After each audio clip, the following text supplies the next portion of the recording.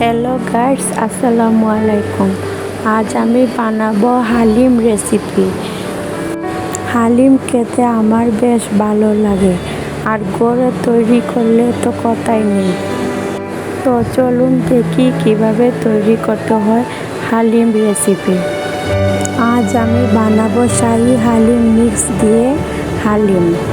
So আপনারা আমার সাথে থাকেন, লেটস গো। হালিম তৈরি করতে হলে প্রথমে একটি বোলে 2 কাপ ফুটন্ত গরম পানি নিয়ে নেব। তাতে শস্য দানাটুকু ঢেলে ভালো করে নেড়ে 15 মিনিটের জন্য রেখে দেব। চুলায় একটি কড়াই বসিয়ে তাতে পরিমাণ মতো তেল দিয়ে দেব। তেল দেওয়া হলে তাতে পেঁয়াজগুলো দিয়ে দেব। পেঁয়াজ কুচিগুলো সুন্দর করে নেড়ে চেড়ে ভেজে নেব পেস্টটা তৈরি করার জন্য। পেঁয়াজগুলো এরকম বাদামি কালার হয়ে গেলে সেখান থেকে 1/3 উঠিয়ে রাখবো। দেখুন পেঁয়াজের কালারটা কত সুন্দর এসেছে। তারপর পাতিলে অল্প পরিমাণে পানি ঢেলে দেব। তাতে সবটুকু মশলা হালিম মিক্সে ঢেলে দেব। সবটুকু মশলা ঢেলে তারপর ভালো করে নেড়ে নেব। তারপর জাল দিতে থাকবো। যখন দেখব মশলাগুলো ফুটে তেলগুলো উপরে চলে আসছে, তখন মাংসের টুকরোগুলো দিয়ে দেব। মাংসের টুকরোগুলো দিয়ে ভালোভাবে কষিয়ে নেব। কষানো হলে মাংস সিদ্ধ হওয়ার জন্য পানি দিয়ে দেব পরিমাণ মতো। পানি দিয়ে ভালো করে নেড়ে দেব। মাংস সিদ্ধ হয়ে গেলে তাতে ভিজানো এই শস্য দানাটুকু ঢেলে দেব। দিয়ে ভালো করে নেড়ে দেব।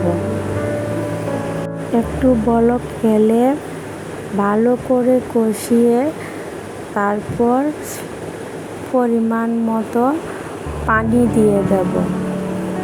পানি দিয়ে একটু পর পর ভালো করে নেড়ে দেব, ঝোল গাঢ় না হওয়া পর্যন্ত। এভাবে ঢাকনা দিয়ে ঢেকে দেবো যাতে শস্য দানাগুলো তাড়াতাড়ি সিদ্ধ হয়।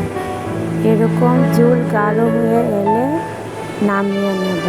দেখেন কত সুন্দর হয়েছে হালিম। নামিয়ে গরম গরম একটি বাটিতে নিয়ে নেব। লেবু, ধনিয়া পাতা, শসা, কাঁচামরিচ, বেরেস্তা দিয়ে সুন্দর করে পরিবেশন করব। প্রথমে বাটিতে শসার টুকরোগুলো দিয়ে দেব। তারপর ধনিয়া পাতাগুলো দিয়ে দেব। তারপর কাঁচামরিচগুলো দিয়ে দেব।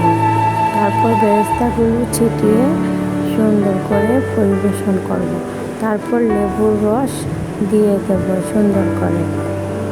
তৈরি হয়ে গেল আমার হালিম মিক্স। হালিম মিক্স খেতে বেশ সুস্বাদু। আপনারা চাইলে আমার রেসিপিটি ফলো করতে পারেন। এখানে বিদায়, আল্লাহ হাফেজ। ভালো লাগলে আমার চ্যানেলটা সাবস্ক্রাইব করবেন।